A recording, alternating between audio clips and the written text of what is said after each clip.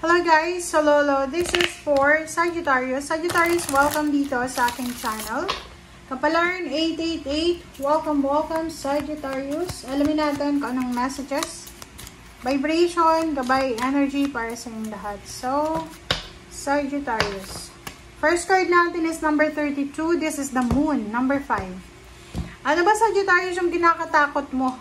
Okay? So, sinasabi ng bara sa'yo for the second half of September, kailangan mo daw harapin ang mga takot nyo sa buhay. Kailangan yung harapin ang takot nyo sa buhay. Ano ba yung kinakatakutan nyo? Your fears. Face your fears. Yun yung sinasabi ng bara. Harapin natin. Okay? Be strong, be patient. Makinig ka daw sa sinasabi ng iyong intuition. Okay. Coral's wisdom, colony, delicacy. Wow. So, nakikita natin dito na posibleng medyo fragile ka sa usaping relationship. Pwedeng relationship yung kinakatakutan mo. It's either you're married, you're in a relationship, may live-in partner. Posible kang natatakot.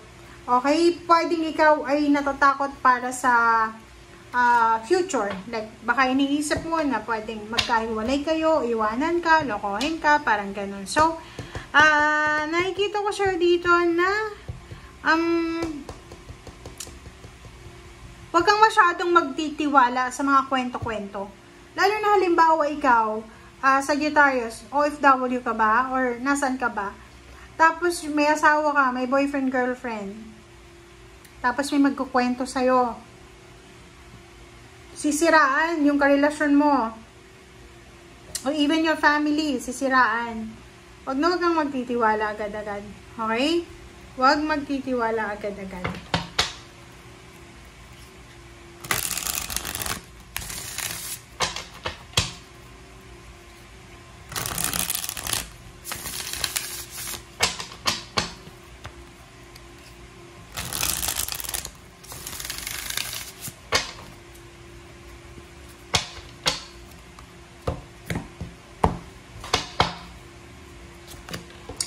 Okay, Two of Cups, the Chariot,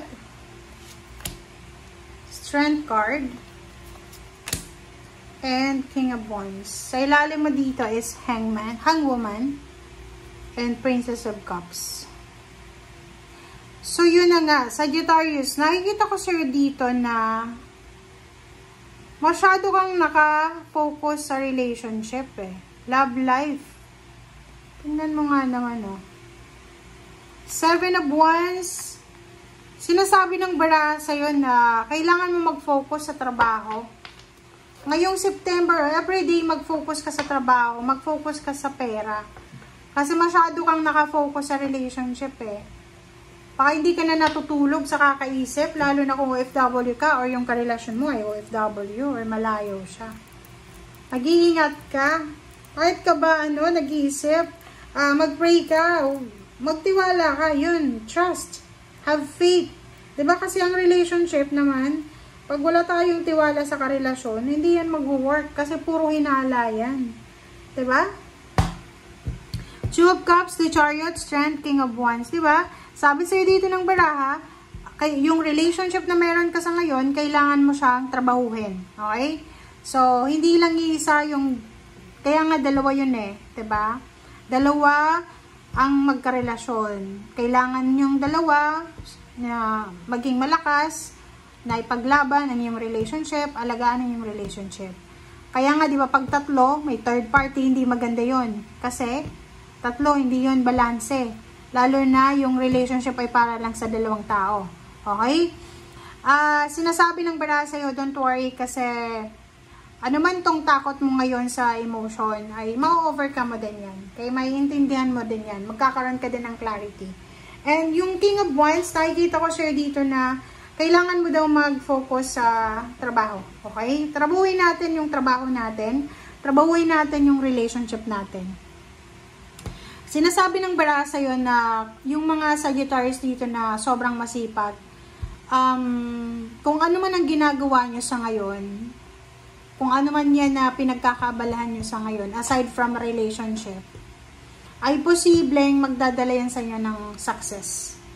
Tagumpay. Di ba? Magtatagumpay ka dyan eh. Kasi, ganoon naman talaga tayo, di ba? Pag binigyan natin ng focus ang isang bagay, makukuha at makukuha natin yun. So, ikaw, ganyan, sabi sa'yo ng barahan na magpakatatag ka lang sa yung ginagawa sa either trabaho o negosyo. Huwag kang masyadong mag-focus sa relationship. Yun, nakafocus kasi ngayon yung relationship. So, huwag kang masyadong mag-focus sa relationship. And isipin mo na everything happens for a reason. Lahat may rason. So, kung halimbawa na yung kinakatakutan mo mangyari man yan, may rason kung bakit. O, dalawa yung King of Wands mo. Diba?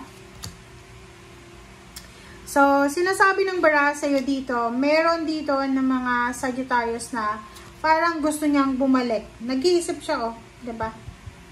You're thinking. 9 of Cups. Meron dito ang Sagittarius na nag-iisip.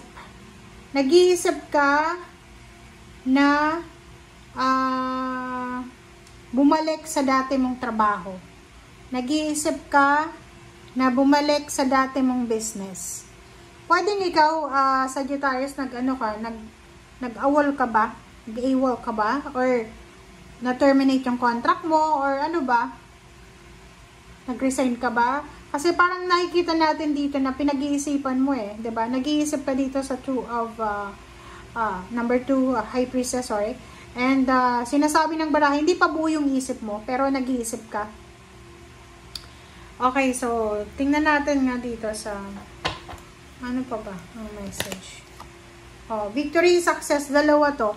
Chariot and 6 of Wands. So, sinasabi ng baraha sa'yo dito na kung ano man talaga itong ginagawa mo sa'yo ngayon, ay posibleng magdadala to sa'yo ng tagumpay.